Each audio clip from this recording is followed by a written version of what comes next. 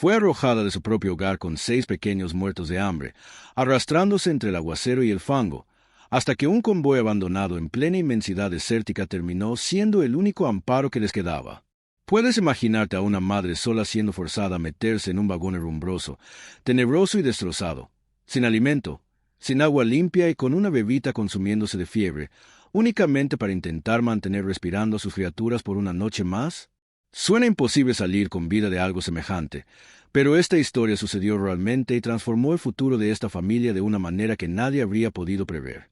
Antes de seguir, suscríbete al canal y deja tu like porque el desenlace de esta historia te va a impactar de un modo que jamás anticipaste. Lo que esta mujer descubrió dentro de aquellos fierros lo transformó todo para siempre. Y cuéntame aquí en los comentarios, ¿desde qué ciudad estás mirando esta historia? Me fascinará saber hasta dónde llegan estos relatos tan conmovedores. El agua caía con fuerza aquella tarde de mayo de 1903, no en algún poblado verde, sino en el límite del desierto de Sonora, donde las diminutas aldeas mineras se aferraban a la tierra reseca como garrapatas sedientas. El agua no representaba una bendición, era un castigo que transformaba el polvo en un lodo denso y viscoso que se pegaba a todo. Carolina Méndez, viuda reciente a los 32 años, experimentó cómo el lodo helado se colaba por las suelas desgastadas de sus zapatos mientras sus 6 hijos se agrupaban detrás de ella, buscando un refugio que ya no existía. Hacía apenas un mes que Ricardo, su esposo, había sido devorado por la mina. No hubo cuerpo que despedir, solamente el silencio de la sirena de la mina que cesó de sonar, y un vacío en el pecho de Carolina que amenazaba con devorarla a ella también. La verdadera muerte, no obstante, no llegó con el derrumbe, llegó a caballo. Don Armando, cuñado de Carolina y hermano de Ricardo, un hombre cuyo corazón parecía forjado en el mismo metal oscuro de la mina, no aguardó siquiera que terminara el duelo. Se apareció a la puerta de la pequeña casa de adobe, que Ricardo había levantado con sus propias manos, con 2 hombres armados detrás de él. «Carolina», dijo su voz plana, sin rastro de luto, «la casa está en terrenos de la empresa y Ricardo me debía dinero. Tienes hasta que caiga el sol para sacar tus cosas». Ella trató de rogar, no por ella, sino por los niños, por la memoria de su hermano. Armando simplemente miró por sobre su cabeza como si ella ya fuera invisible. La expulsión fue un acto de una crueldad calculada. Sus hombres, sin mostrar emoción, sacaron las pocas pertenencias al camino. El petate de fibra donde dormían los mayores, la olla de barro aún ennegrecida por el fuego de la mañana, la pequeña imagen de la Virgen del Carmen que había sido de su madre. Cada objeto lanzado al lodo era un recuerdo profanado. Los niños no lloraban. Observaban con ese silencio terrible de los que comprenden la injusticia antes de tener palabras para nombrarla. Ricardo hijo, de 12 años, apretaba los puños, pero Carolina puso una mano en su hombro. La violencia solo traería más desgracia. Cuando la puerta de su propia casa se cerró con un sonido sordo y definitivo, Carolina supo que estaban solos. Comenzaron a caminar sin rumbo.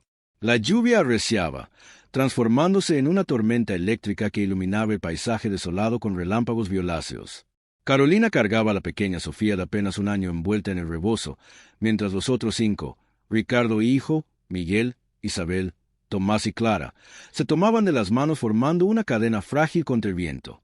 El lodo se aferraba a sus pies, haciendo cada paso un esfuerzo monumental. El pueblo, acobardado bajo el poder de Armando, cerró sus ventanas. Nadie ofreció refugio. Eran parias, borrados del mundo de los vivos por la simple firma de un hombre que había olvidado la sangre que compartía. Vagaron durante 2 días. La tormenta pasó, dando lugar a un sol brutal que cocinaba el lodo y levantaba un vapor denso del suelo. Las últimas tortillas que Carolina había logrado guardar se acabaron en la primera noche. El hambre no era una sensación. Era un dolor físico, un animal que mordía desde adentro. Sofía comenzó a arder en fiebre. Su llanto débil era un sonido más aterrador que cualquier trueno. Los pies de Carolina estaban en carne viva, pero seguía caminando, movida por el instinto animal de mantener a sus crías en movimiento. Sabía que si se detenían, si se sentaban a esperar ayuda bajo un mezquite raquítico, sería el fin. Morirían allí bajo ese cielo indiferente. Fue Ricardo hijo quien lo vio primero. Al atardecer del segundo día, cuando la esperanza era apenas una ceniza fría, señaló hacia el horizonte. «Madre, mira». Al principio Carolina pensó que era una formación rocosa, un espejismo creado por el calor y el delirio, pero a medida que se acercaban, las formas se definieron. Era un cementerio de hierro. 3 vagones de tren y una locomotora descarrilada, hundidos en el fango seco de lo que alguna vez fue un arroyo. Estaban varados en medio de la nada, un monumento a progreso fallido, olvidados por la revolución por alguna compañía ferroviaria quebrada. La naturaleza los estaba reclamando. El óxido cubría el metal como una enfermedad roja. Los niños mayores se detuvieron asustados. El tren parecía un animal muerto, colosal y siniestro. El viento soplaba a través de las ventanas rotas, produciendo un gemido bajo y lastimero. Era un lugar de fracaso, el fin de una línea. Pero Carolina, en su desesperación absoluta, vio algo que los demás no vieron. Vio paredes de acero, vio un techo que no era el cielo abierto. Vio una fortaleza contra los coyotes y el frío de la noche.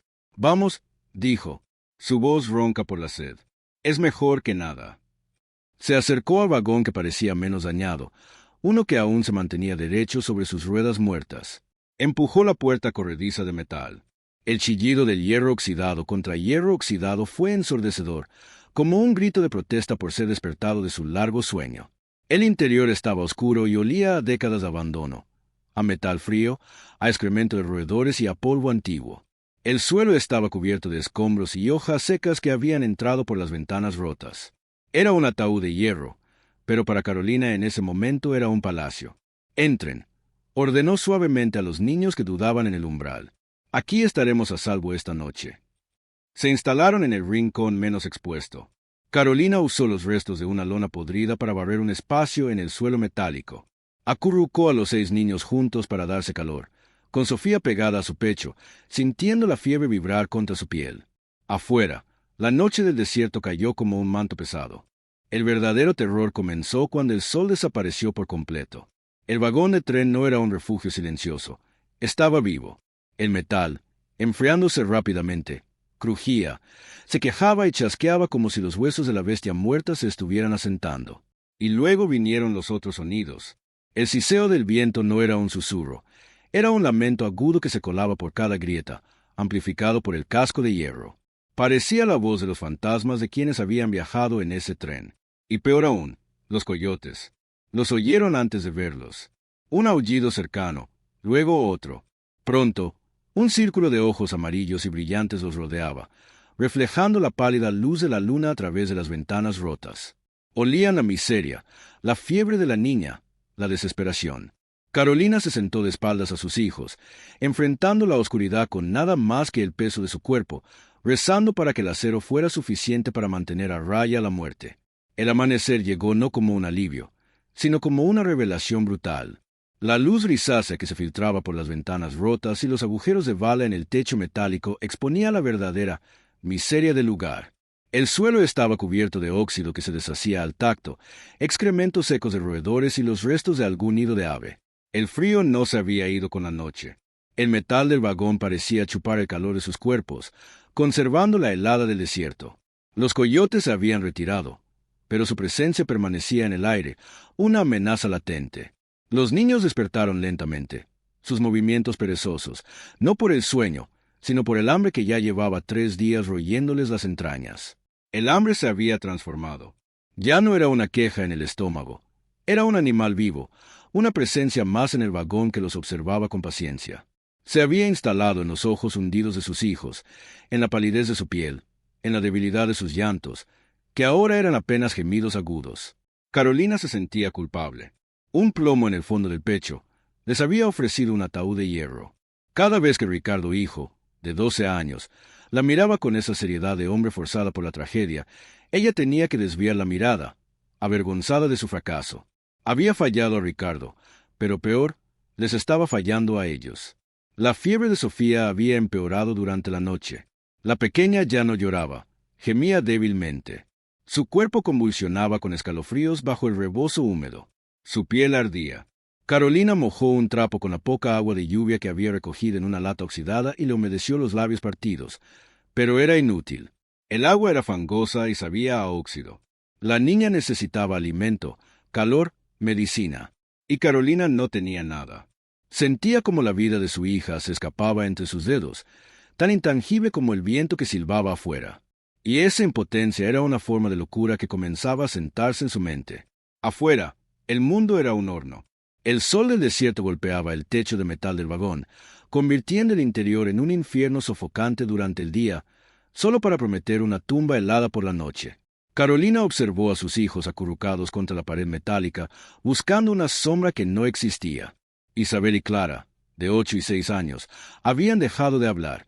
Simplemente se sentaban y miraban un punto fijo en el suelo oxidado. Tomás, el más inquieto, había intentado explorar el vagón contiguo, pero regresó de inmediato, asustado por una serpiente de cascabel que se había adueñado del lugar. Estaban atrapados. El tren era una isla de metal en un mar de muerte. Fue la desesperación pura lo que la obligó a moverse. No podía sentarse a verlos morir. Si el hambre no los mataba, la fiebre de Sofía lo haría, o el frío de la noche siguiente. Tenía que hacer algo, cualquier cosa. Recordó el viento helado de la noche anterior, como se colaba por un gran agujero en la pared del vagón. Un panel que parecía haberse desprendido. Tenía que taparlo. No tenía madera, no tenía mantas, pero quizás si lograba arrancar otro panel del interior podría bloquear la corriente. Era una tarea inútil, pero le daba un propósito, una razón para no rendirse. Se acercó a la pared interior del vagón. Estaba revestida de paneles de metal más delgados, pintados de un color que alguna vez fue azul, ahora descascarado y comido por el óxido. Golpeó uno con el puño. El sonido sordo retumbó en el silencio. Estaba firme. Golpeó otro, igual. Buscó uno que pareciera suelto, uno que pudiera arrancar con sus manos desnudas. Encontró uno cerca del suelo, parcialmente oculto por los escombros. Se agachó, metió los dedos doloridos por el frío en la grieta y tiró con toda la fuerza que le quedaba, usando el peso de su cuerpo. El metal crujió, pero no cedió. Carolina gruñó, la frustración y el hambre convirtiéndose en una rabia sorda. Volvió a tirar una y otra vez, golpeando el borde con una piedra que encontró en el suelo. El metal se dobló ligeramente, pero la estructura seguía fija. Fue entonces, mientras golpeaba cerca de la unión, que sintió algo diferente. No era la solidez de la pared principal, sonaba hueco. Dejó la piedra y presionó. El panel no estaba soldado. Parecía moverse. Era un compartimento falso, diseñado para parecer parte de la pared. Con el corazón latiéndole en la garganta, una nueva energía nacida de la curiosidad y una esperanza terrible. Usó todas sus fuerzas para hacer palanca en el borde del panel. Este se dio con un chirrido metálico agudo, revelando un hueco oscuro y profundo en la estructura misma del vagón. No era madera podrida, era un diseño intencional. Metió la mano en la oscuridad, esperando sentir el nido de una rata o el cuerpo frío de una serpiente. En lugar de eso, sus dedos tocaron algo aún más frío, más duro, la esquina de una caja de metal. Tiró de ella. Era pesada, increíblemente pesada para su tamaño. La arrastró hacia la luz del vagón, sus manos temblando tanto que apenas podía sostenerla. Era una caja fuerte, pequeña, negra, con bordes reforzados de latón y una cerradura circular en el centro. El corazón de Carolina se hundió tan rápido como se había elevado. Era un tesoro, sin duda, pero un tesoro inútil. Estaba cerrada, sellada, una burla cruel del destino. Tenía la cura para su hambre, pero no tenía la llave. Sus hijos seguían muriendo de hambre y ella ahora sostenía una roca de hierro impenetrable. Desesperada, volvió a meter la mano en el compartimento falso, buscando una llave, cualquier cosa. Sus dedos rozaron algo más. Al principio pensó que eran solo más escombros, pero al sacarlos vio lo que eran. No era la llave, pero era algo casi igual de valioso en ese momento, una pequeña caja de herramientas de madera podrida por la humedad, pero cuyo contenido estaba protegido por una envoltura de cuero engrasado.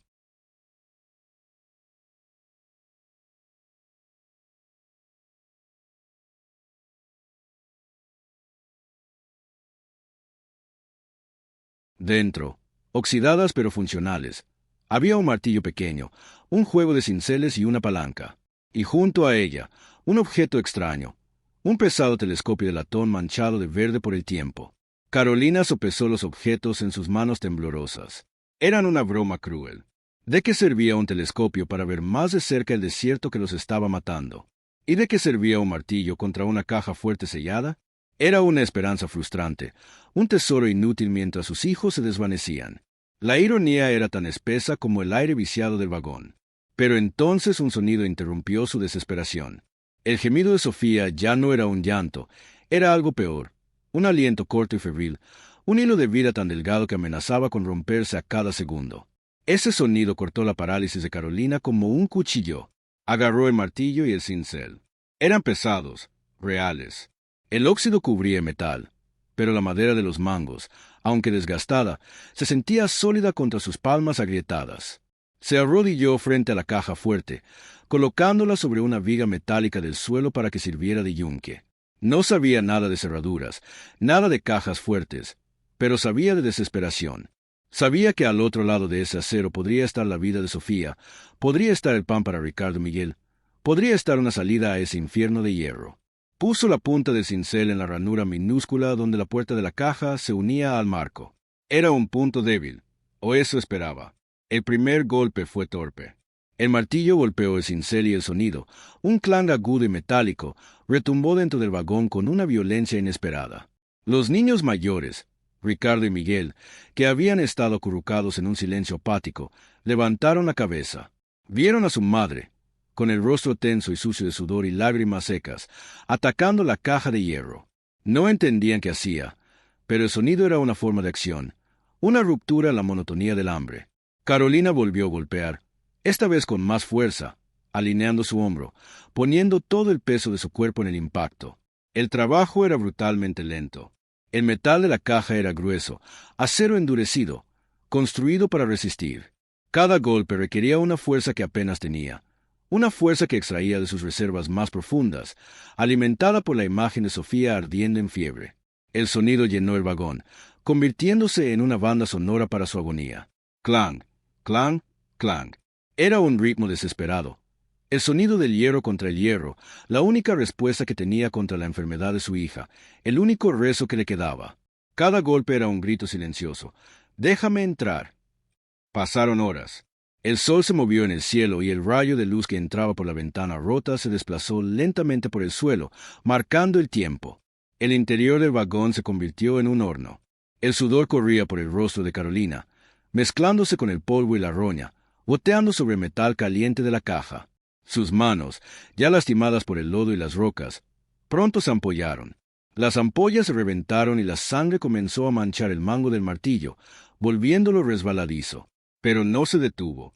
El dolor en sus manos era un ancla que la mantenía cuerda, un dolor que podía controlar a diferencia del dolor de su hija. El clang, clang, clang se volvió hipnótico. Era una batalla de paciencia. Carolina, una mujer frágil y hambrienta, contra un objeto diseñado para resistir a hombres fuertes y explosivos. Se concentró solo en el punto de impacto, en la pequeña muesca que comenzaba a formarse en el acero. Ignoró el dolor en sus brazos, la quemazón en sus pulmones, el hambre que le hacía ver manchas negras. Se concentró en el sonido, en el ritmo. Con cada golpe no solo atacaba la caja, atacaba a Armando, a la mina que le robó a su esposo, al pueblo que les dio la espalda, al destino que la había puesto de rodillas. La fiebre de Sofía empeoró con el calor de la tarde. Sus gemidos eran más débiles, casi imperceptibles bajo el ruido metálico. Carolina lloraba ahora abiertamente mientras golpeaba, lágrimas de rabia y agotamiento que chisporrotaban en el metal caliente. «Ábrete», susurró, la palabra perdida en el estruendo de sus propios golpes. «Ábrete, por favor». Los otros niños se habían agrupado en la esquina más alejada, asustados por la furia de su madre, por ese sonido implacable que parecía estar destrozando el vagón y a ella misma. La muesca era ahora una grieta. Estaba cerca. Y entonces escuchó un ruido afuera, un sonido que no era el viento, ni los coyotes, ni su propio martillo. Eran caballos.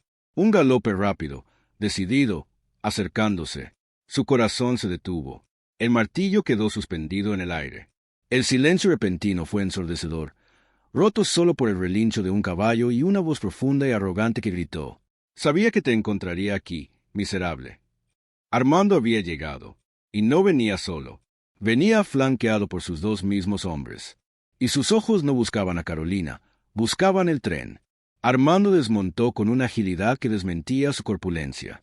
Sus ojos, brillantes de codicia, recorrieron el vagón descarrilado.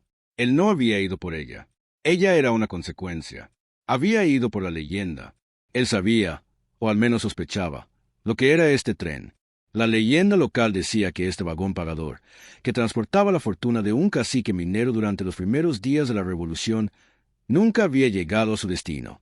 Había desaparecido, tragado por el desierto, y Armando había pasado años buscándolo. Ahora, al ver a Carolina arrodillada con herramientas en la mano frente a una caja fuerte, supo que la leyenda era cierta. —¿Qué encontraste, Carolina? —preguntó, su voz falsamente suave mientras caminaba hacia la puerta del vagón.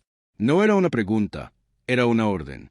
Sus dos hombres se posicionaron a cada lado de la entrada, bloqueando la única salida. Armando vio la caja fuerte y una sonrisa lenta y fea se dibujó en su rostro. Así que era verdad. Y tú, una simple mujer, pensaste que podías quedártelo. Se acercó, su sombra cubriendo a Carolina y a la caja. Hazte a un lado, Carolina. Eso no te pertenece.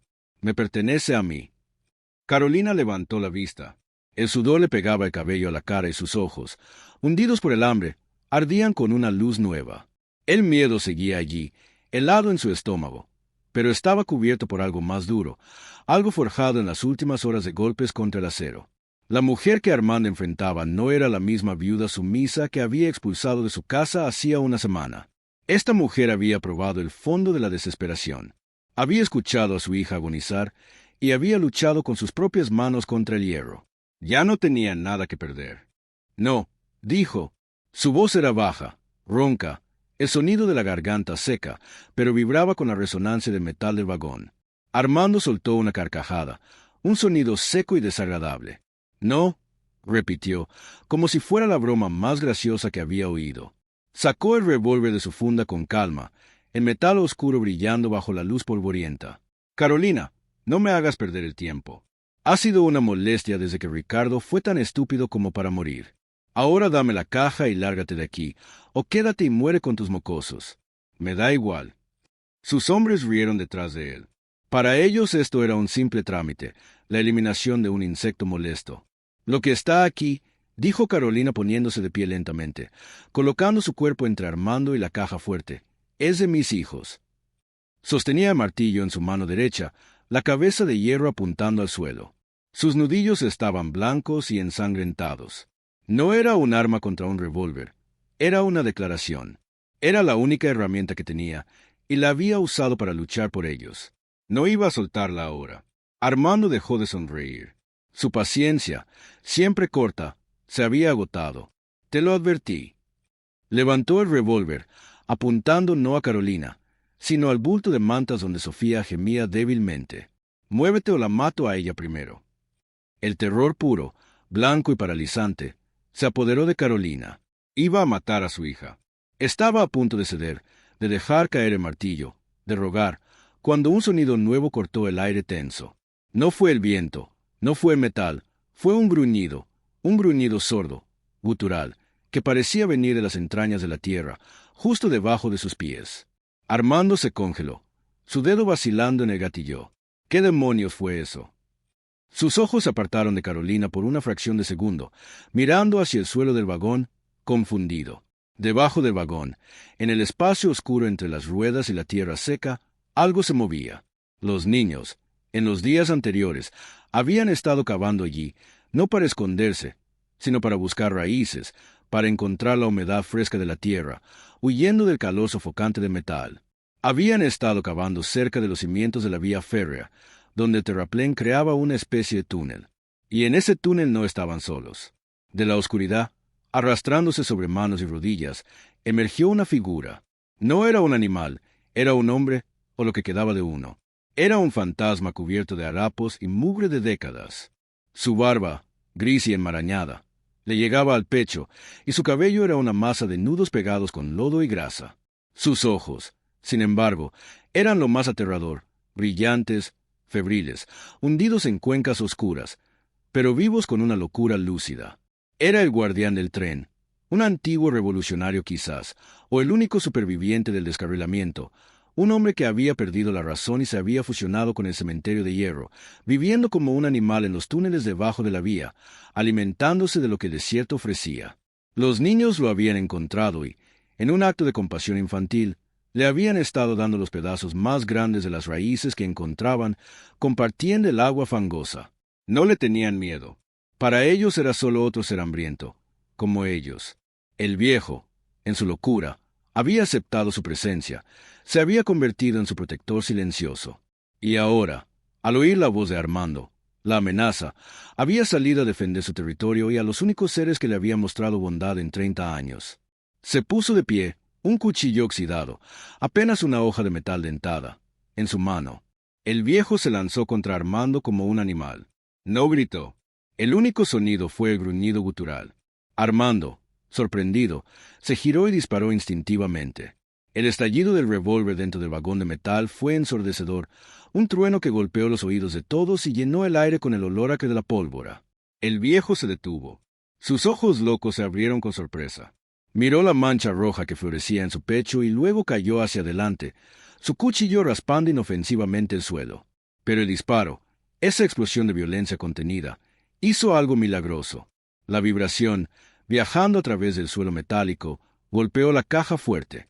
Fue la última sacudida. La cerradura, debilitada por horas de golpes de Carolina, torturada por el cincel, finalmente cedió. Con el eco del disparo aún resonando, la pesada puerta de acero de la caja fuerte se abrió con un chirrido lento y agudo, como un suspiro final. Armando, al ver al viejo caído, se giró triunfante, listo para matar a Carolina y tomar su premio, pero se detuvo. Carolina ya no estaba arrodillada. Estaba de pie, con la puerta de la caja abierta frente a ella, y en sus manos ensangrentadas no sostenía el martillo. Armando, listo para dispararle, vio que la caja estaba vacía de lo que él esperaba. No había oro, no había sacos de monedas, no había joyas. Su rostro pasó del triunfo a la confusión. ¿Dónde estaba la fortuna? Carolina levantó lo que había encontrado. Eran papeles, un fajo de documentos gruesos envueltos en cuero engrasado, perfectamente conservados. Eran las escrituras. ¿Papeles? Escupió Armando, su voz mezclando la incredulidad con una rabia creciente. Había matado a un hombre por papeles. ¿Dónde está el oro? ¿Bruja? ¿Dónde lo escondiste? Avanzó un paso, el cañón de su revólver volviendo a subir, esta vez apuntando directamente al pecho de Carolina. Sus hombres en la puerta también parecían confundidos, relajando su postura. Habían venido por un tesoro, no por los archivos polvorientos de un burócrata. El peligro inmediato pareció disiparse, reemplazado por la decepción de un ladrón frustrado. Pero Carolina no estaba mirando a Armando, estaba mirando los documentos en sus manos. Estaban pesados, el pergamino grueso y flexible, preservado por el cuero engrasado. No eran simples cartas. Vio los sellos de cera roja, aún intactos en algunos, las firmas elaboradas con tinta oscura que el tiempo no había podido borrar. Los timbres oficiales del gobierno porfirista eran documentos legales. El cacique no estaba huyendo con su oro, estaba huyendo con su poder, con la prueba de su propiedad. Y mientras sus manos ensangrentadas y temblorosas pasaban la primera página, sus ojos, acostumbrados a la oscuridad y ahora agudos por la adrenalina, se fijaron en un nombre que conocía tan bien como el de sus propios hijos. En la parte superior del fajo, sujeto con un cordel de seda, estaba el documento más importante, título de propiedad. Leyó en voz baja. Y debajo, la hacienda de San Gabriel y tierras colindantes. Era la tierra que Armando reclamaba como suya, la tierra por la que su esposo había trabajado y muerto, la tierra de la que había sido expulsada. Sus ojos buscaron frenéticamente el resto del texto. Vio el nombre del cacique original y luego, en una sesión de derechos clara y notariada, la transferencia de esa propiedad no a la compañía minera, no a Armando, sino a Ricardo Méndez, su Ricardo. La mentira la golpeó con la fuerza de un derrumbe. Armando no solo le había mentido sobre la deuda, le había mentido sobre todo. La casa no era de la compañía. La tierra no era de él. Ricardo no le debía nada. La tierra, la casa, la mina, todo había sido siempre de Ricardo, comprado legalmente a cacique años atrás. Y Armando lo había sabido. La había expulsado no por una deuda, sino para robarle su herencia, creyendo que la prueba de esa propiedad había desaparecido para siempre en este vagón olvidado. Armando, al ver que ella no respondía, se impacientó. «Te estoy hablando, perra». Dio un paso más, agarrándola por el brazo para arrancarle los papeles. Pero cuando sus ojos se posaron en el documento que ella sostenía, su rostro cambió. La rabia dio paso a algo peor, el terror. Reconoció el sello, reconoció la firma del notario. Él sabía exactamente qué eran esos papeles. Su farsa, construida sobre la muerte de su hermano y la miseria de su familia, se había derrumbado en un instante. El poder en el vagón cambió de manos tan rápido como el disparo. Carolina no gritó, no lo acusó, no lloró. Simplemente se quedó allí, con el brazo de Armando aún sujetándola, y lo miró. Sostuvo los papeles en alto, un escudo de pergamino. En su otra mano, el martillo ensangrentado aún colgaba pesado, como un péndulo que había dejado de oscilar. Su postura cambió, se enderezó, y por primera vez el peso de la viudez y el hambre pareció abandonarla. Ya no era una víctima escondida en un vagón. Era la dueña de la tierra sobre la que Armando estaba parado. Los hombres en la puerta percibieron el cambio, vieron el terror en el rostro de su jefe y se pusieron nerviosos. Habían venido a robar a una viuda indefensa, no a enfrentarse a un hombre que acababa de perderlo todo frente a un documento legal. Miraron a Armando esperando órdenes, pero Armando estaba pálido, congelado. En Sonora, en 1903, la tierra lo era todo. Un arma podía matar a un hombre, pero esos papeles, esos títulos, podían destruir a una familia entera, borrar un linaje. Y Carolina los tenía. Esta tierra, dijo Carolina, su voz resonando en el casco de metal, es mía. Cada palabra era clara, pesada, innegable. Miró a los hombres en la puerta. Les pertenece a ellos. Señaló a sus hijos, que observaban la escena con ojos muy abiertos, sintiendo el cambio sísmico sin entender su causa. Armando la soltó como si su piel quemara. Su mente calculadora trabajaba a toda velocidad. Podía matarla, dispararle ahora a ella y a los 6 niños, quemar el vagón. Pero sus hombres lo habían visto los papeles, habían escuchado su reclamo. Matarla ahora no sería limpiar un problema. Sería confirmar su crimen, sería admitir el robo y cometer asesinato frente a testigos. No podía estar seguro de la lealtad de ellos frente a un acto tan desesperado. Sabía que la ley, aunque corrupta y distante, respetaba esos documentos por encima de cualquier cosa. Estaba atrapado. La viuda analfabeta que había despreciado lo tenía acorralado con nada más que tinta y papel. Lentamente, con un movimiento que le costó todo su orgullo, Armando bajó el revólver. Su mano temblaba de rabia. Miró los papeles, luego el rostro impasible de Carolina, y luego al cadáver del viejo revolucionario en el suelo, un guardián que había cumplido su última misión sin saberlo. Sin decir una palabra, enfundó su arma. Se dio la vuelta, empujando a sus propios hombres para salir del vagón. No corrió, caminó. Pero era la caminata de un hombre derrotado, un hombre que acababa de ver su mundo entero reducirse a cenizas. Los caballos se alejaron, levantando una nube de polvo ocre que tardó una eternidad en disiparse. Cuando el último eco del galope murió, el silencio que cayó sobre el vagón fue más pesado y denso que antes. Ya no era un silencio de abandono, sino un silencio de espera. Carolina se quedó inmóvil, sintiendo el peso de los papeles en su mano. Eran más pesados que el martillo. El metal era frío, pero estos documentos ardían con un poder que le quemaba la piel. Miró a sus hijos acurrucados contra la pared, sus ojos grandes y redondos fijos en ella, esperando una señal, una orden. Había ganado, pero el hambre seguía allí y Sofía seguía ardiendo en fiebre. La victoria era solo un pedazo de papel si no podía salvar a su hija. Lo primero fue el guardián. El viejo yacía en el suelo polvoriento del vagón, su cuchillo oxidado aún aferrado a su mano. Su rostro, en la muerte, parecía extrañamente pacífico, como si finalmente hubiera sido relevado de una guardia que había durado 30 años. Carolina se acercó y, con una delicadeza que contrastaba con la sangre seca en sus propias manos, le cerró los ojos.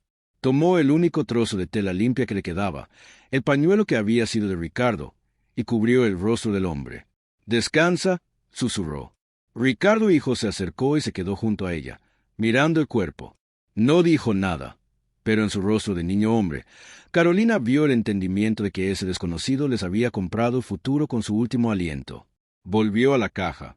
Los papeles de la hacienda estaban encima, pero había más debajo. Con manos temblorosas sacó el resto. No eran más tierras. Eran bonos del Banco de Hermosillo, acciones de la compañía minera que Armando creía controlar, certificados de depósito.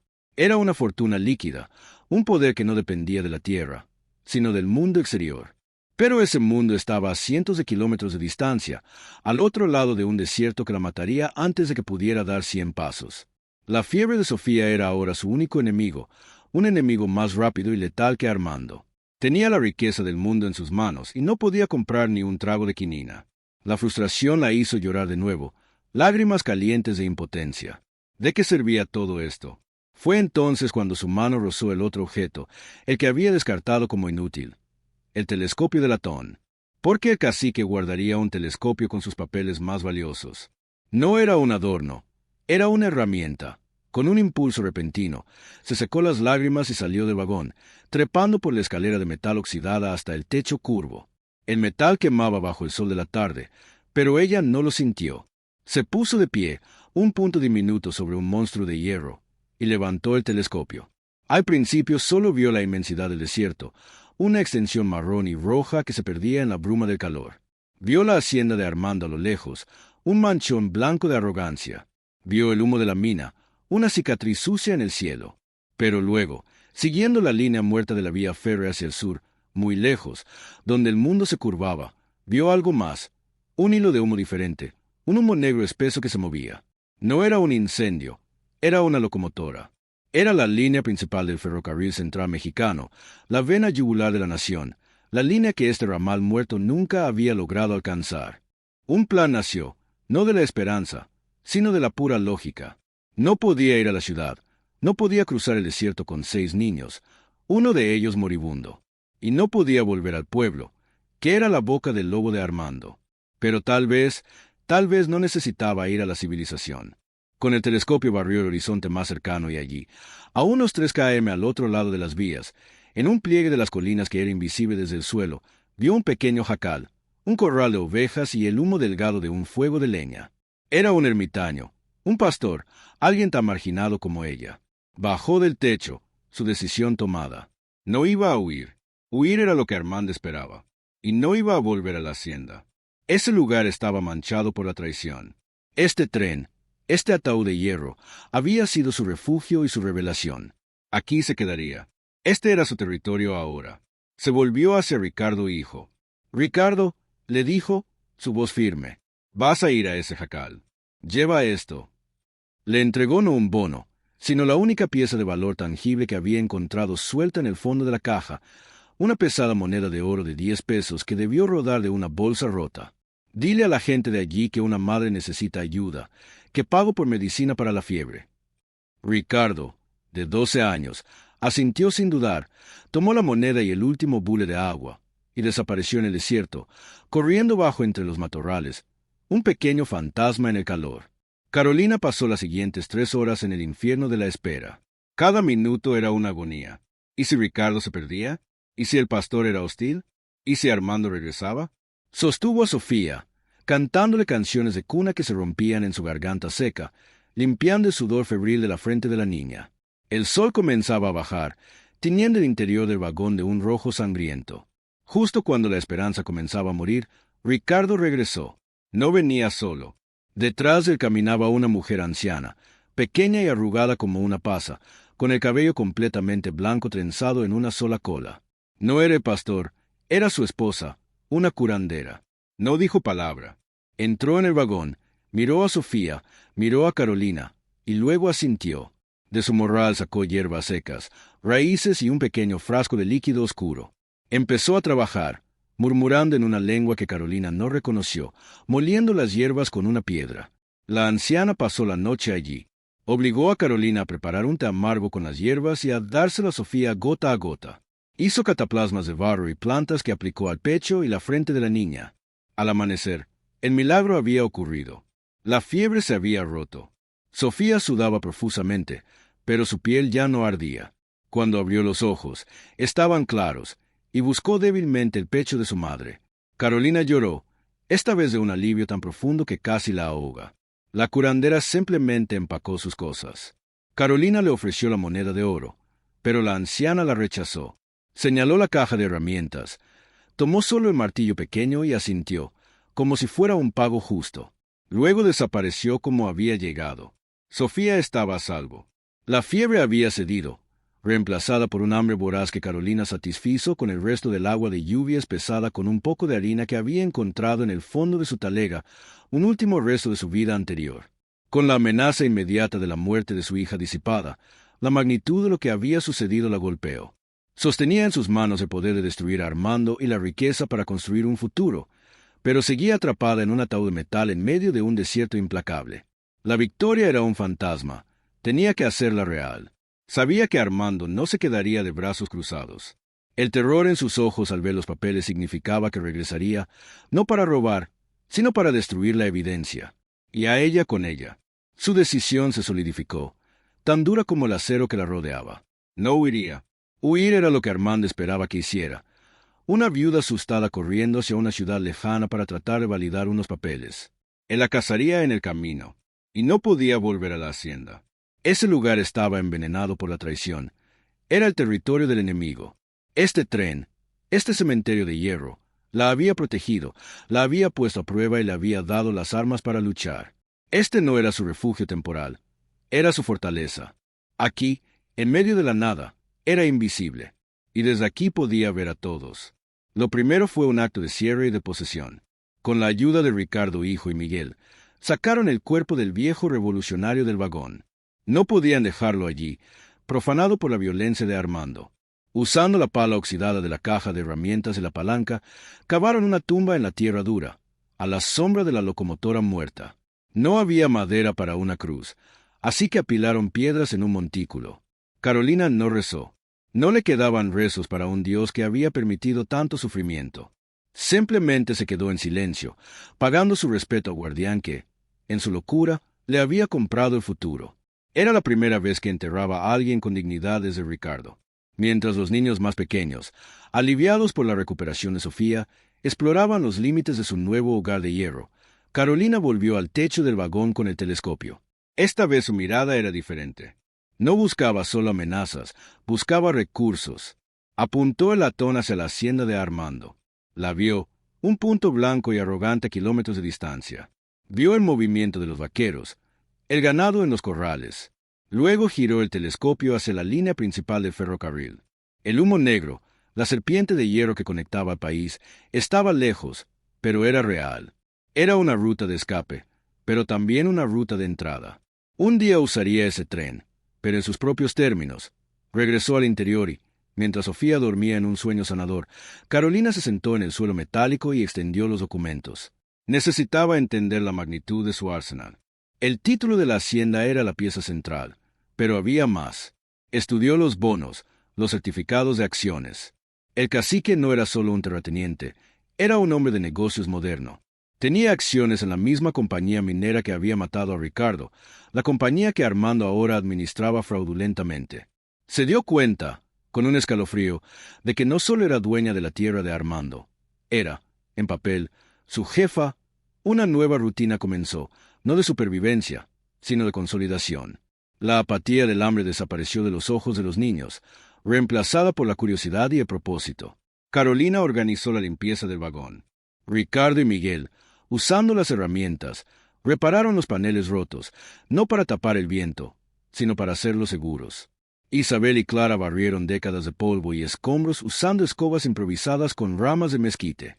Descubrieron que el vagón tenía compartimentos de almacenamiento debajo de los asientos fijos, lugares limpios y secos para guardar sus escasas posesiones, lo más importante, los papeles. La exploración se extendió a los otros vagones. Eran demasiado peligrosos para vivir.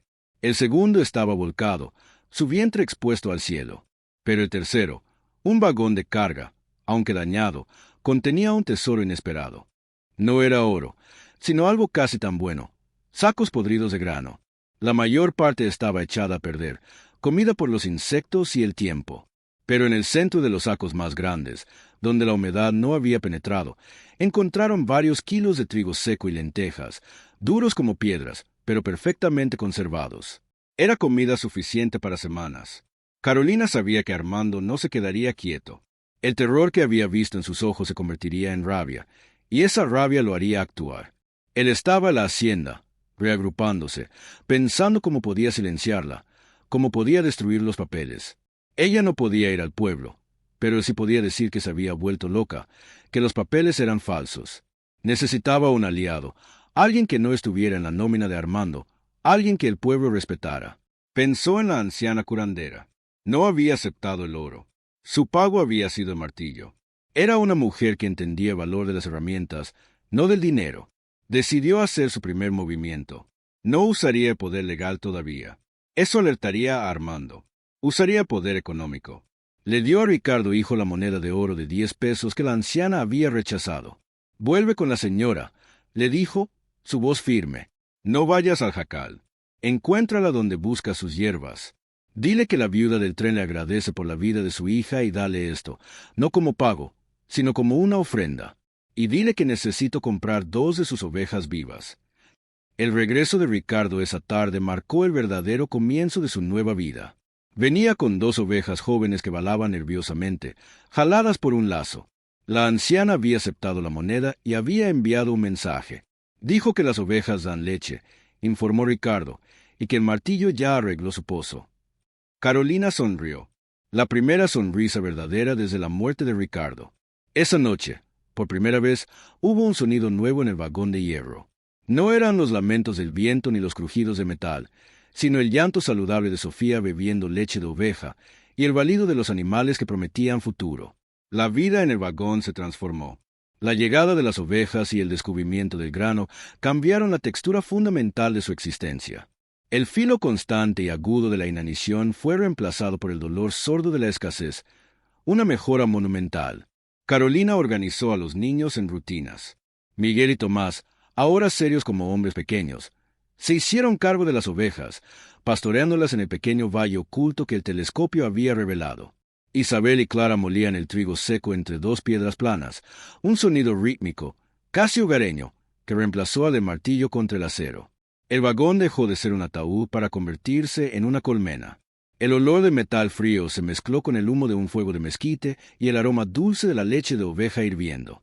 La pequeña Sofía, nutrida y recuperada, era la prueba viviente de su victoria silenciosa. Ya no era un bulto febril, sino una niña que comenzaba a gatear con curiosidad sobre el suelo de hierro, sus risas resonando extrañamente contra las paredes curvas. Carolina la observaba con una ferocidad protectora. Había rescatado a su hija de la muerte, y ahora usaría esa misma tenacidad, fría y paciente, para asegurar su vida. Sabía que la leche y el trigo eran solo un respiro temporal. El verdadero enemigo, Armando, seguía allí en su hacienda robada, rumiando su humillación, planeando cómo borrar esta inconveniencia. El silencio del desierto no era paz, era una pausa tensa antes de la batalla. 2 días después, la curandera regresó. No la llamaron. Simplemente apareció al atardecer, una silueta delgada y encorvada contra el cielo púrpura. Carolina la recibió no como una suplicante, sino como una igual. Le ofreció un tazón de atole caliente hecho con el trigo que habían encontrado, un gesto de respeto entre soberanas de aquel territorio olvidado. La anciana, cuyo nombre supo era doña Fernanda, aceptó. Se sentaron en la puerta del vagón mientras los niños dormían. «El martillo funciona bien», dijo Fernanda, rompiendo el silencio. «Pero el hombre al que le robaste la sombra está inquieto. Ha estado en el pueblo. Dice que la viuda de su hermano perdió la razón, que habla con fantasmas en el tren muerto». Carolina asintió sin sorprenderse. El miedo de Armando se estaba convirtiendo en veneno. «Está construyendo una jaula de mentiras», murmuró, «para que cuando me mate, nadie pregunte. Pensarán que fue el desierto, o la locura, o los espíritus». Doña Fernanda la miró fijamente, sus ojos oscuros, penetrantes, sin parpadear. «Dice que quemará el tren para limpiar la tierra de tu espíritu. Dice que traes mala suerte a la mina». Carolina sintió un escalofrío, pero su mano se cerró instintivamente sobre el bulto de papeles que ahora guardaba cosido bajo su falda. «Él vendrá con fuego», dijo Carolina, «pero yo tengo esto». Fernanda miró el bulto, pero no preguntó qué era. «El papel se quema», advirtió la anciana, «pero la tinta, cuando llega al hombre correcto, es más fuerte que una bala». Esa fue la clave que Carolina necesitaba. El hombre correcto no podía ir al pueblo. El juez y el jefe de policía comían de la mano de Armando. Eran sus perros falderos. Tenía que ir por encima de él. Tenía que encontrar a alguien cuyo poder Armando no pudiera tocar. Recordó los otros documentos que había en la caja, los que no eran títulos de tierra. Las acciones de la compañía minera Águila Dorada eran acciones al portador, firmadas por el cacique. Armando administraba esa mina como si fuera suya, pero estas acciones demostraban que una parte significativa pertenecía a quien tuviera los certificados. El banco en Hermosillo, cuyos sellos estaban en los bonos, sería el hombre correcto. Ellos no obedecían a Armando, obedecían al dinero. Y ella tenía su dinero. Necesitaba ayuda para escribir. Ella apenas podía garabatear su nombre. Doña Fernanda, sin embargo, sabía leer el mundo de las hierbas y el corazón de los hombres. Su esposo, el pastor, un hombre tan silencioso como las piedras, había trabajado en el ferrocarril en su juventud y sabía leer y escribir. Carolina le confió el plan. Esa noche, a la luz parpadeante de una vela hecha con sebo de oveja, el viejo pastor, con manos torpes y deformadas por la artritis, escribió una carta al director del Banco de Hermosillo. La carta era simple, brutalmente directa. Carolina Méndez, viuda de Ricardo Méndez, reclamaba la herencia de su esposo, adjuntando los certificados de acciones como prueba de propiedad y solicitando la intervención inmediata del banco para proteger sus activos del administrador fraudulento Armando Méndez. El plan de entrega era una apuesta desesperada.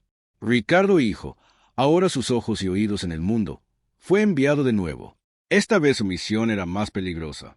Tenía que llegar a la línea principal del ferrocarril, a casi 10 kilómetros de distancia, usando el telescopio para evitar las patrullas de vaqueros de Armando. Debía esperar al tren del sur, el que iba a la capital del estado. Carolina le dio la segunda y última moneda de oro que quedaba en la caja. Dásela al conductor, le instruyó, su voz sin temblor. Dile que es la carta más importante de su vida, que la vida de una familia depende de que llegue al banco. Ricardo asintió, guardó la carta y los certificados de acciones, no los títulos de la tierra, en su camisa, y se escabulló en la oscuridad antes del amanecer. La espera fue la peor tortura. Pasaron 2 días, 3. El vagón de tren volvió a sentirse como una trampa. Cada sonido del viento era Armando regresando. Cada sombra que se movía era un hombre con una antorcha. Carolina hizo que los niños practicaran una y otra vez. Al primer grito de advertencia, debían tomar los títulos de la tierra, los originales que ella nunca soltó, y una bolsa de trigo, y correr al túnel debajo del terraplén, donde el viejo revolucionario había vivido. Era su ruta de escape, su madriguera. Les enseñó a quedarse quietos, a no hacer ruido, a sobrevivir como animales del desierto. El tren ya no era un hogar, era una posición defensiva. En la tarde del cuarto día, el sonido regresó. Caballos, pero esta vez venían rápido, sin sigilo, levantando una columna de polvo que se veía a kilómetros. Carolina gritó la señal. Los niños se desvanecieron. Como pequeños fantasmas, se deslizaron por un hueco que habían abierto en el suelo del vagón y desaparecieron en la oscuridad del túnel. Solo Carolina se quedó. Salió del vagón, desarmada, y se paró frente a la locomotora muerta, observando cómo Armando y 5 de sus hombres emergían de la nube de polvo. Armando no llevaba su revólver desenfundado, llevaba una antorcha encendida, a pesar de que el sol aún golpeaba con fuerza. Su rostro estaba rojo, hinchado por una furia que iba más allá de la codicia. Estaba humillado. «¡Bruja!», gritó, su voz rompiéndose por la rabia. «¡Hechicera! ¿Qué demonios hiciste? El banco me ha enviado un telegrama. Un telegrama. Me acusan de fraude. A mí». Había caído en la trampa. Carolina no había necesitado ir a la ley corrupta del pueblo. Había usado el poder superior del capital. El banco, al ver las acciones al portador y la firma del cacique, había actuado instantáneamente para proteger su inversión, congelando los activos de Armando hasta que se aclarara la propiedad. Armando estaba arruinado, y lo sabía. «Quemaré esos papeles», gritó, agitando la antorcha, «y te quemaré a ti con ellos. Si no puede ser mío, no será de nadie». Dio la orden a sus hombres: «Quemen este nido de ratas». Los hombres de Armando se detuvieron, sus rostros iluminados por la antorcha de su patrón. Quemar un tren muerto era una cosa. Prenderle fuego a la viuda de un hombre a que habían conocido, con sus hijos probablemente dentro, era un pecado de un calibre diferente. Habían firmado por intimidación, no por un asesinato en masa. «¡Quémenlo!», volvió a gritar Armando, sintiendo su vacilación. «Es una orden». Los hombres avanzaron con desgana, recogiendo hierba seca y ramas de mezquite, amontonándolas contra la base del vagón, empujándolas por las ventanas rotas. Sus movimientos lentos, casi ceremoniales, como si prepararan una pira funeraria contra su voluntad. Carolina no se movió. Se quedó de pie a unos metros de la puerta, observando cómo preparaban la destrucción de su único refugio.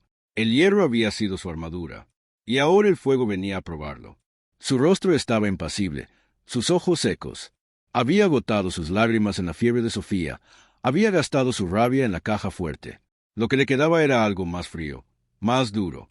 Era la paciencia del desierto mismo, que sabe que todo lo que arde eventualmente se convierte en ceniza, pero que la tierra permanece.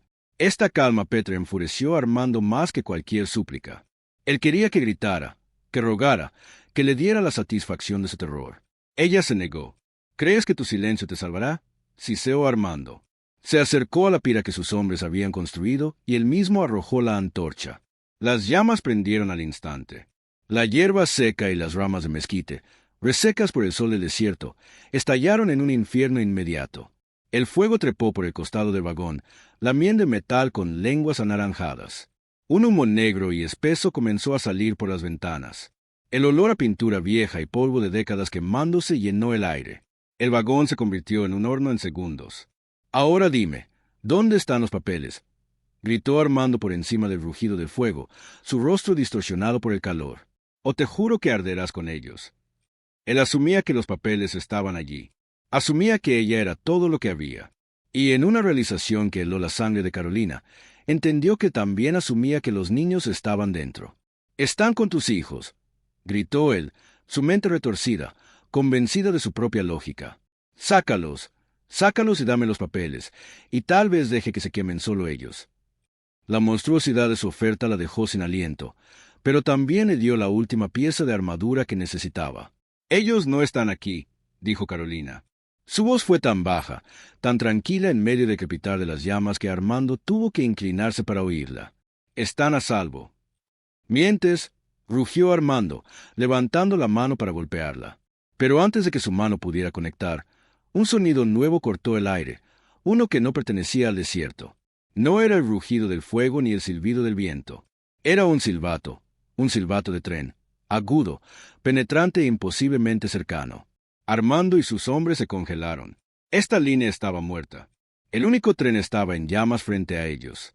El silbato sonó de nuevo, más cerca. Y venía de la línea principal, la que estaba a kilómetros de distancia, pero el sonido era demasiado claro. De repente, uno de los hombres de Armando señaló hacia el terraplén. «Patrón, mire». Corriendo sobre las vías muertas, no en un tren, sino en un pequeño carro de mano, una sola de vía, venían 4 figuras. Impulsaban la palanca con movimientos desesperados y rítmicos. No eran vaqueros. 2 eran los hijos de Carolina, Ricardo y Miguel, que habían salido del túnel por el otro extremo. Y los otros 2 eran doña Fernanda y su esposo, el pastor. No venían a salvarla. Venían a unirse a la lucha, armados con palos y sus propias vidas. Armando, al verlos, soltó una carcajada de alivio. ¿Ese es tu ejército? Una vieja y 2 niños. Pero detrás de ellos, en el horizonte, en la línea principal, el telescopio de Carolina no había mentido. El humo negro que había visto no era una ilusión. El telegrama del banco había hecho más que congelar las cuentas de Armando. Había desatado el pánico. Y ahora, frenando ruidosamente la línea principal con hombres saltando antes de que se detuviera, llegaba la verdadera caballería. No eran soldados, eran hombres con traje. El director del banco en persona, flanqueado por 2 rurales armados, los guardias federales que respondían solo al dinero y al gobierno central. Habían venido a proteger sus acciones. Armando vio a los rurales, vio al banquero con su bombín, vio su mundo entero colapsar. En ese instante, sus hombres, al ver los rifles federales, soltaron sus propias armas y levantaron las manos, distanciándose de Armando, su lealtad evaporándose con el humo. Armando estaba solo, atrapado entre un tren ardiendo y el poder combinado de la ley y el capital. El banquero, un hombre delgado con gafas, gritó: «Armando Méndez, está usted arrestado por fraude y ahora por intento de asesinato». Armando era un animal acorralado. Todo estaba perdido. Su fortuna, su reputación, su libertad. Levantó su revólver, pero no apuntó a Carolina. Ella era solo el síntoma. Apuntó al banquero, el hombre que representaba el sistema que lo había destruido. Era un último acto de desafío inútil. Pero antes de que pudiera apretar el gatillo, doña Fernanda, que había llegado corriendo con sus hijos, gritó algo en su lengua nativa. Carolina, sin pensar, reaccionó al instinto que la anciana le había enseñado. Agarró la única cosa que tenía cerca, un puñado de tierra y piedras del suelo. Lo arrojó a la cara de Armando con toda su fuerza. Fue un acto inútil, Un gesto de tierra contra una bala. Pero fue suficiente. Armando parpadeó, cegado por el polvo y la sorpresa, por una fracción de segundo. El rural, al ver el arma levantada, no dudó. El disparo de su rifle fue seco, definitivo, eclipsando el rugido del fuego. Armando se quedó quieto. Sus ojos se abrieron con sorpresa. Miró la mancha roja en su camisa, luego a Carolina. No había odio en su mirada, solo una confusión vacía. Se desplomó en el polvo, su propia antorcha aún ardiendo a sus pies. Un final ignominioso para un hombre que se creía un rey. El humo negro y acre del vagón en llamas se mezclaba con el polvo del desierto y el olor a pólvora. El silencio que siguió al disparo fue absoluto, roto solo por el crepitar del fuego. Armando yacía en el suelo, sus ojos abiertos y vacíos, mirando el cielo indiferente. Los rurales, con una eficiencia fría, tomaron posiciones, sus rifles apuntando a los hombres de Armando, quienes arrojaron sus armas con una prisa casi cómica, sus manos en el aire. La batalla había terminado tan rápido como había comenzado. Y no había sido una batalla, sino una ejecución de la ley y el capital. El banquero, un hombre pálido y sudoroso, con su traje de ciudad cubierto de polvo, se ajustó las gafas y caminó rígidamente hacia Carolina, su mirada pasando de Armando a vagón ardiendo, y finalmente a ella. «¿Usted es la señora Carolina Méndez?», preguntó, su voz aguda por la tensión. Carolina simplemente asintió. Su rostro era una máscara de hollín y tierra, sus manos aún aferradas a los papeles. El banquero vio las llamas devorando el vagón. «Dios mío, las acciones, los certificados», gritó, más preocupado por los bonos del banco que por la vida que acababa de terminar. Pensó que su inversión estaba ardiendo. «Las acciones están a salvo», dijo Carolina, su voz tranquila resonando con una autoridad que no sabía que poseía. «Fueron enviadas, por eso está usted aquí». El banquero parpadeó, procesando la información. Esta mujer sucia y descalza lo había convocado. «Pero esto», continuó Carolina, y le entregó al banquero no las acciones, sino el fajo de títulos de propiedad, el documento de la hacienda encima. «Esto es mío». No era una pregunta, era una declaración. El banquero tomó los papeles con manos temblorosas, reconociendo el poder de esos sellos y firmas, incluso en medio del caos. Miró de los papeles al rostro de Carolina y, por primera vez, la vio no como una víctima, sino como la dueña. En ese momento, desde el túnel bajo el terraplén, emergieron sus hijos. Al ver el fuego y los hombres armados, gritaron, pero al ver a su madre de pie, sólida como una roca, corrieron hacia ella, rodeándola. Un pequeño clan reafirmando su centro. Mientras el banquero revisaba los títulos, confirmando la traición de Armando y la legitimidad del reclamo de Carolina, el vagón de tren emitió un último sonido. El calor había debilitado la estructura principal. Con un gemido largo y profundo de metal torturado, el techo colapsó hacia adentro, enviando una lluvia espectacular de chispas y brasas al cielo del atardecer. Era un funeral, un final. El ataúd de hierro que había sido su prisión, su refugio, su santuario y su campo de batalla, se rindió. Carolina observó cómo se consumía, sintiendo el calor en su rostro. No sintió tristeza, sintió que algo se liberaba, el cierre de un círculo de sufrimiento. «Señora Méndez», dijo el banquero, su tono ahora lleno de un respeto que rayaba en la sumisión, «debemos ir a la hacienda. Es su hacienda». La palabra sonó extraña, ajena. Carolina miró a sus hijos, sus rostros sucios pero sus ojos brillantes, aferrados a sus faldas. Miró a los rurales que ahora vigilaban a los hombres de Armando. Miró los restos humeantes del tren. Luego asintió lentamente. «Sí», dijo, «vámonos a casa». El banquero les ofreció uno de sus propios carruajes, un vehículo de ciudad que parecía ridículo en el desierto. Carolina subió con sus 6 hijos, una reina tribal ascendiendo a su trono. La llegada a la hacienda fue surrealista. Los vaqueros y sirvientes se quedaban, leales a Armando por miedo o por pago, salieron a ver el carruaje del banco flanqueado por rurales. Vieron a Carolina descender, sucia y en harapos, pero con la cabeza en alto. El banquero, con los títulos en la mano, hizo el anuncio oficial en el patio. La propiedad pertenecía a Carolina Méndez, viuda de Ricardo. Hubo silencio, conmoción. El poder había cambiado de manos sin una palabra de ella, solo con la fuerza de la tinta sobre el papel que ella había tenido el valor de encontrar. Esa primera noche, Carolina no durmió en la lujosa cama principal que había pertenecido a Armando. Era demasiado grande, demasiado suave, olía a traición. Hizo que sus hijos trajeran sus petates de paja del cuarto de servicio. Durmieron todos juntos en el suelo de baldosas frías de la sala principal. Los 7, un nudo de sobrevivientes, tal como lo habían hecho en el vagón. Las paredes de adobe de la hacienda eran gruesas, pero el vagón de hierro, con sus ecos y su metal frío, se había sentido de alguna manera más seguro. Era el único lugar donde habían sido verdaderamente ellos mismos. Carolina no se convirtió en Armando. No buscó venganza. Su victoria fue más silenciosa y mucho más profunda. A la mañana siguiente, reunió a los vaqueros y les dio una opción: trabajar para ella por un salario justo, como el que Ricardo nunca había recibido, o irse en paz. La mayoría se quedó.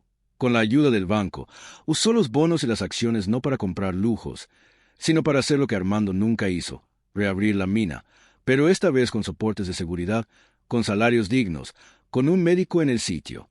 Honró a Ricardo no con lágrimas, sino construyendo el mundo que él había soñado. Nunca regresaron al desierto. El vagón era un recuerdo, pero Carolina no permitió que fuera borrado. Un año después, cuando la hacienda prosperaba y sus hijos estaban en la escuela, pagó para que cercaran los restos del tren, no como una tumba, sino como un monumento. Hizo que los huesos del viejo revolucionario fueran enterrados formalmente en la iglesia del pueblo, pero en el sitio del tren colocó una simple cruz de hierro. No era un lugar de muerte, era un lugar de nacimiento, el lugar donde el hierro de su voluntad había sido forjado. Años después, doña Carolina Méndez, la patrona más respetada y justa de la región, se sentaba en su porche, observando a sus hijos, ahora adultos, administrar las tierras que eran legítimamente suyas. El sonido del tren real en la línea principal ya no era un eco distante de un mundo inalcanzable, sino el sonido de su trigo y su ganado yendo a mercado. El viento del desierto ya no aullaba como un fantasma, simplemente pasaba. El metal oxidado del vagón le había enseñado la lección más dura: que la vida solo puede florecer cuando encuentras el valor de golpear el acero de tu propia prisión hasta que ceda. ¿Y tú? ¿Alguna vez te has sentido atrapado en una situación que parecía un callejón sin salida, solo para descubrir la herramienta para tu libertad en el lugar más inesperado? Cuéntame tu historia aquí en los comentarios. Me encantará leerla.